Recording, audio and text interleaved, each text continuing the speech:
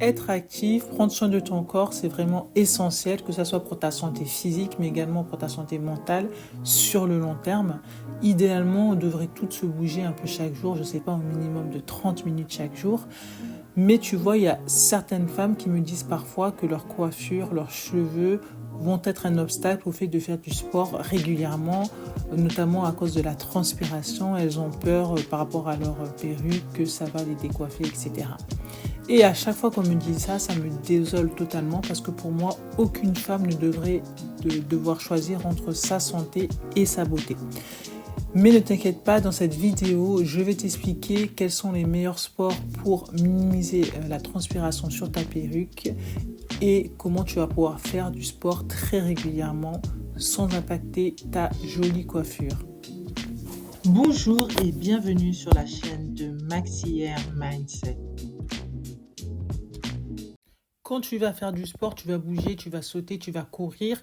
Et donc, ce qui va se passer littéralement, c'est que la température de ton corps va grimper et ton corps de manière naturelle, il va vouloir essayer de revenir à une température normale, à l'équilibre, il va essayer de se refroidir et donc ça va générer de la transpiration. Et ce qui se passe, c'est que quand tu portes une parure capillaire, une perruque, ton cuir chevelu, il va être partiellement ou complètement recouvert de plusieurs couches. Tu cites par exemple, tu as un bonnet en dessous de ta parure capillaire, s'il y a un filet au niveau de ta perruque et aussi la parure capillaire elle-même, ça fait plusieurs couches. Et donc en fait, c'est que quand tu as toutes ces couches-là, quand tu vas faire du sport et que tu bouges, etc., la chaleur que ton corps va générer, elle va être emprisonnée au niveau de toutes ces couches-là. Et donc, quand tu vas transpirer, eh bien, ça sera plus compliqué pour que la transpiration, l'humidité puisse s'évaporer facilement. Donc, c'est ce qui fait que des fois, c'est pas pratique de faire du sport à haute intensité quand tu portes une parure capillaire. Et donc, quand tu veux faire du sport tous les jours, mais vraiment tous les jours, et que tu portes très régulièrement des parures capillaires, il va falloir être stratégique et bien choisir en fait l'activité que tu vas faire. Et en fait, pour le faire, il y a plusieurs critères que tu vas devoir prendre en compte. Le premier critère, c'est que tu vas devoir éviter des activités physiques ou qui vont générer beaucoup de transpiration. Donc tu vas plutôt privilégier des activités comme par exemple des activités aquatiques. Pour moi vraiment c'est vraiment une activité idéale si on veut faire vraiment du sport tous les jours et qu'on aime porter des parures capillaires. Les activités aquatiques, ce sont des activités idéales. Faire de la natation, faire de l'aquagym. Pourquoi? Quand tu vas nager ou tu vas faire je ne sais pas, de l'aquabosque, de l'aquabiking, tu es obligé d'être en maillot de bain. Tu es en maillot de bain et en plus tu es dans l'eau. Donc même si tu fais une activité hyper intense, la température de ton corps est en permanence tout au long de l'activité intense que tu fais. La température de ton corps, elle se régule automatiquement, ce qui fait que tu ne vas pas transpirer. Moi, quand je fais de l'aquagym, de l'aquabike, je ne transpire pas, etc. Je suis dans l'eau, dans la fraîcheur, etc. En plus, je suis en maillot, en petite tenue, donc forcément, mais c'est idéal. Et en plus, quand tu fais ce type d'activité, eh bien, tu dois mettre un bonnet. Avant de faire ta séance, tu vas dans les vestiaires, tu peux enlever ta parure capillaire et mettre ton bonnet sans que personne ne te voie et la remettre après. Et donc, tu seras parfaitement coiffé. Ça, vraiment, c'est une des activités les plus simples et les plus pratiques quand on aime porter des parures capillaires. Il existe des bonnets de bain waterproof que tu vas pouvoir utiliser et tu vas faire tes séances de natation, d'aquagym et tu ressortiras de là, tes cheveux ils ne seront pas du tout mouillés. Ça vraiment c'est une des activités les plus simples et les plus pratiques quand on aime porter des parures capillaires.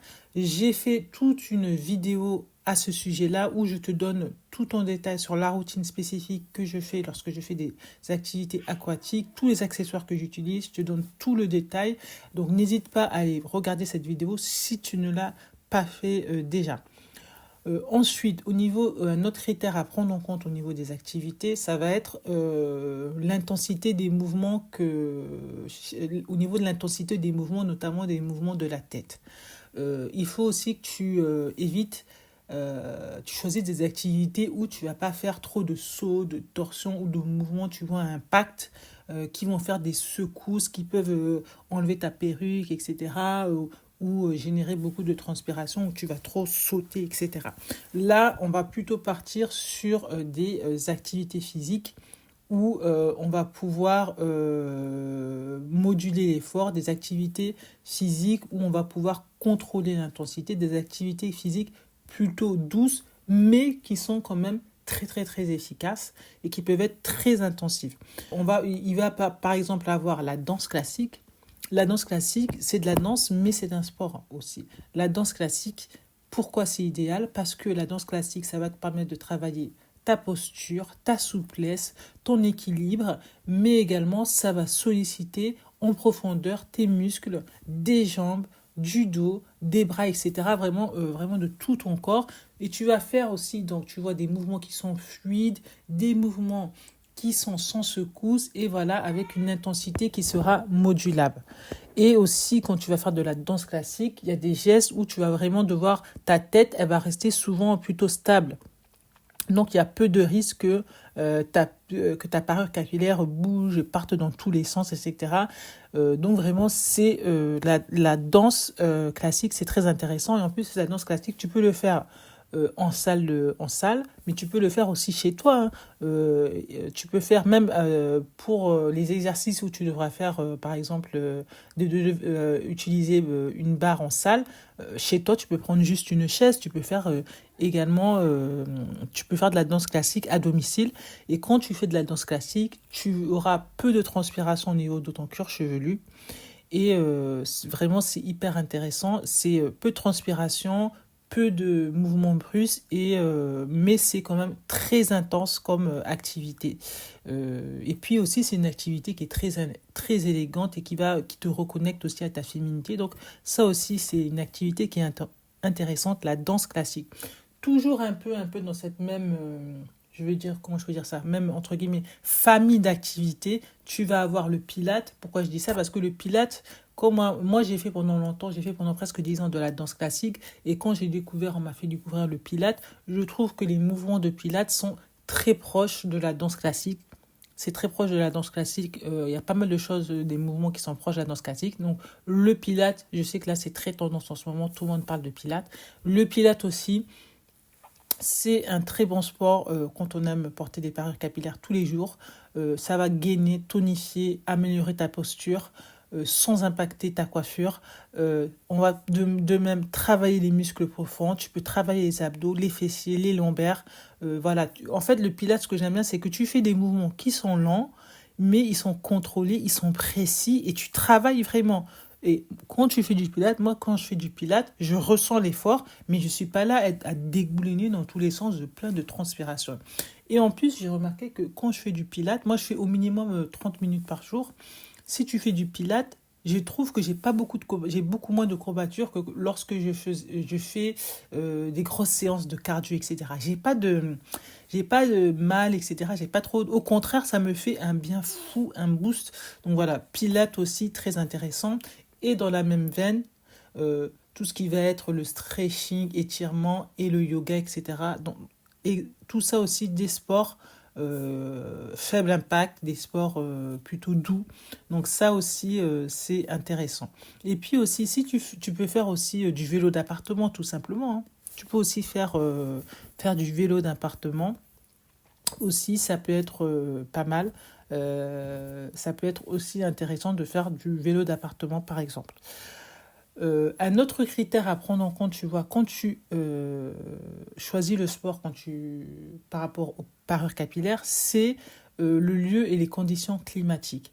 C'est-à-dire que si tu fais ton sport à domicile, il faut que ça soit bien aéré, bien ventilé, et de même dans ta salle de sport, c'est bien si c'est une salle de sport qui est bien aérée, bien climatisée, etc.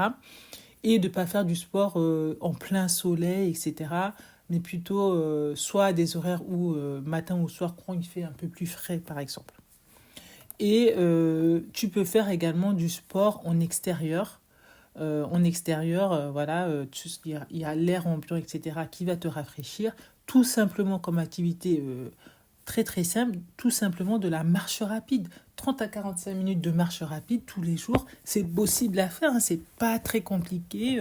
Tu marches, je sais pas, entre midi et deux, ou le soir après ton travail, ou le matin, je ne sais pas. Tu marches, tu te vides la tête, ou t'écoutes, t'appelles quelqu'un, tu écoutes un podcast, je ne sais pas. Tu marches, tu es à l'extérieur, tu fais ça, c'est une activité et ça ne va pas abîmer ta coiffure et tu vas pas surtranspirer quand tu fais ça. Moi, quand je le fais, je ne surtranspire pas. Donc, ça peut être aussi intéressant. Et puis, au-delà de choisir, une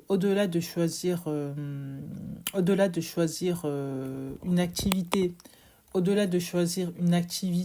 une bonne activité pour limiter la transpiration et le fait de ne pas faire des mouvements brusques, il faut aussi que tu mettes entre guillemets en place un protocole avant, pendant et après l'effort pour que tu puisses pas trop transpirer et avoir une coiffure toujours au top. Avant que tu fasses, avant que tu fasses ta séance de sport, il faut que tu aies ta panoplie idéale de sport. Déjà au niveau de ta tenue, ce que tu vas porter, ça va impacter directement la transpiration que tu vas générer avec ton corps. Des fois, il peut y avoir deux personnes dans une même séance de sport, elles font le même niveau d'intensité d'effort, mais au niveau de la transpiration, chaque personne n'aura pas le même niveau de transpiration parce qu'elle ne porte pas la même tenue, elle ne porte pas la même qualité au niveau des matières des tenues. Il faut que tu puisses acheter des vêtements techniques, des vêtements respirants qui vont permettre d'évacuer en fait, tu vois, l'humidité à l'extérieur. Donc vraiment, fais du shopping, fais-toi plaisir, va en magasin spécialisé de sport et n'hésite pas à demander en magasin qui te montre voilà, des vêtements techniques et respirants. Moi, j'en ai acheté, je peux te dire, ça marche très bien, je ne surtranspire pas quand je fais du sport. Et puis vraiment, tout ce qui va être, tu vois, les vêtements en coton, épais, ou tu vois les tissus synthétiques bas de gamme, tous ces types de matières-là, ça retient beaucoup la chaleur et la transpiration, donc il faut plutôt éviter ça. Vraiment, achète des vêtements techniques respirants. Et tu vois, au niveau des coupes au niveau des vêtements, des coupes assez amples, mais quand même bien ajustées. Mais tu vois, comment je peux te dire ça? Des choses qui vont pas venir, qui sont pas trop serrées, qui vont pas, des tenues qui vont pas trop être compressantes. Des tenues, en fait, qui vont favoriser la bonne circulation de l'air. En fait, vraiment des choses où tu vas être bien à l'aise. Et autre chose, quand on parle de tenue, donc on pense aux matières respirantes, donc ça c'est bien, mais aussi, c'est aussi la couleur des tenues que tu vas choisir. Oui, la couleur.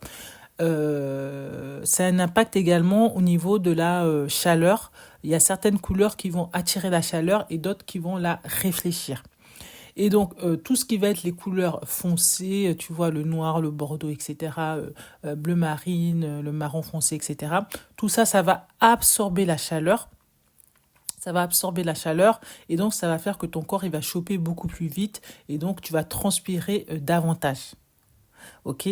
Donc, il faut éviter plutôt ce type de couleur et plutôt privilégier. Tu vas aller sur des palettes de couleurs très claires, pastel, et puis des choses qui sont très cute et très féminines. On va être dans des blancs, des crèmes, des roses poudrés, des lilas, des bleus ciel, etc. Fais-toi plaisir de te faire des belles tenues, etc.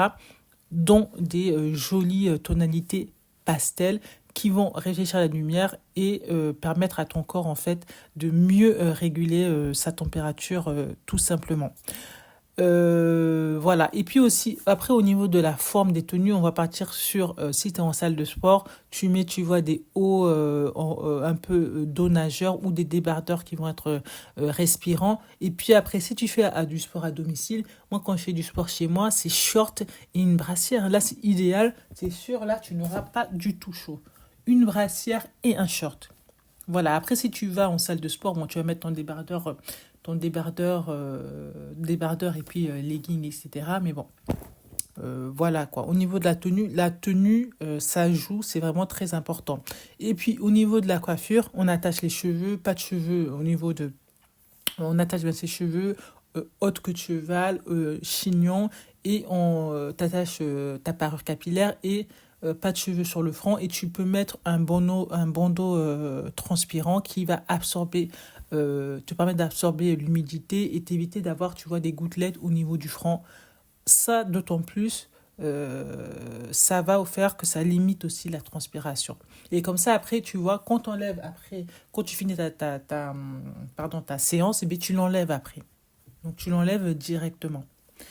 Donc ça également, c'est hyper important. Donc ça, c'est avant ta séance. Et puis, quand tu es pendant ta séance, après, c'est très important de boire tout au long de la séance beaucoup d'eau.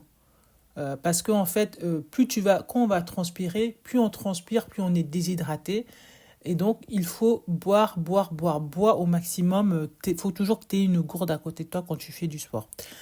Et puis, quand tu fais du sport, on n'y pense pas forcément, mais quand dans les cours de sport, le prof te dit oui, respire, respire, il faut bien écouter et bien suivre ce qu'il te dit. Il faut la respiration aussi.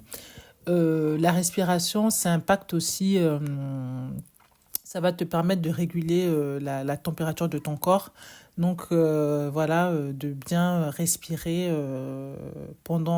également pendant l'effort. Et puis après la séance, il faut essayer donc d'aérer un peu ton cuir chevelu et ta parure capillaire. Donc, si tu fais du sport à domicile, mais là, ça sera très pratique. Tu n'auras pas besoin d'avoir ta parure capillaire sur la tête. Donc là, tu enlèveras seulement du coup le bonnet transpirant, voire moi, généralement, quand je fais du sport à domicile, j'ai un petit peu un foulard et je mets le bonnet, le bandeau transpirant. Donc après, je l'enlève quand j'ai fini. Maintenant, quand tu fais la séance en salle de sport, tu as le bandeau transpirant, mais tu l'enlèves immédiatement. Ça enlève l'excès de transpiration que tu as pu générer pendant ta séance. Et puis, si tu n'enlèves pas tout de suite ta parure capillaire, essaye un peu, voilà, de manière discrète, quand tu es dans les vestiaires, de soulever légèrement à l'arrière ou sur les côtés pour créer très rapidement, mais de manière discrète, un petit flux d'air, ok? Et si vraiment tu es quelqu'un qui a tendance à beaucoup transpirer, tu peux tamponner, voilà, les zones qui ont été humides tu tamponnes, voilà, avec ta serviette, avec une serviette propre, tu vas tamponner, etc. Les zones qui ont été humides. Et puis aussi, il y a une autre chose que tu vas pouvoir faire, c'est que tu peux également, dans ta panoplie, hein, parce que je dis toujours, il faut avoir une panoplie.